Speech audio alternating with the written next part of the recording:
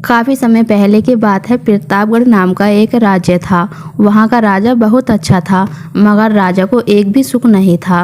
वो यह है कि उसके कोई भी औलाद नहीं थी और वो चाहता था कि अब वे राज्य के अंदर किसी योग्य बच्चे को गोद ले, ताकि वह उसका उत्तराधिकारी बन सके, आगे की बागडोर को सुचारू रूप से चला सके। और इसी को देखते हुए राजा ने राज्य में घोषणा करवा दी कि सभी बच्चे राजमहल में इकट्ठे हो जाएं।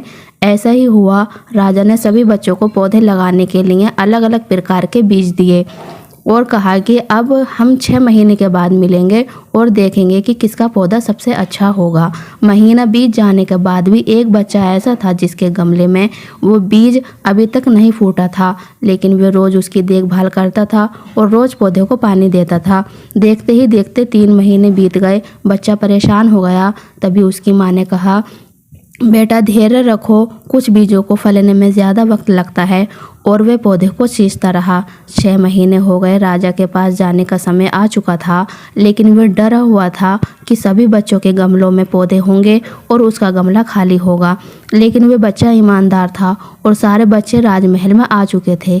कुछ बच्चे जोश से भरे हुए थे क्योंकि उनके अंदर राज्य का उत्तराधिकारी बनने की प्रबल लालसा थी। अब राजा ने आदेश दिया, सभी बच्चे अपने अपने गमले दिखाने लगे, मगर एक बच्चा सहमा हुआ था क्योंकि उसका गमला खाली था। तभी राजा की नज़र उस गमले पर गई। उसने पूछा, तुम्हारा गमला तो खाली है? तो उसने कहा, लेकिन मैंने इस गमले की 6 महीने तक देखभाल की है। राजा ने उसकी ईमानदारी से खुश हुआ कि उसका गमला खाली है, फिर भी वह हिम्मत करके यहाँ तक आ तो गया। सभी बच्चों के गमले देखने के बाद राजा ने उस बच्चे को सभी के सामने बुलाया। बच्चा सहम गया और राजा ने वह गमला सभी को दिखाया। सभी बच्चे ज़ोर से हंसने लगे। राजा ने कहा, शांत हो जाइए, इतना खुश मत होइए। आप सभी के पास जो पौधे हैं वे तो सब बंजर हैं। आप चाहे कितनी भी मेहनत कर लें, उनसे कुछ नहीं निकलेगा, लेकिन असली बीज यही था। राजा उसकी ईमानदारी से बेहद खुश हुआ और उस बच्चे को राज्य का उत्तराधिकारी बना दिया। लेकिन हमें इस कहानी से क्या सीखने को मिला? मेरे हिसाब से अपने अंदर ईमानदारी का होना बहुत ज़रूरी है।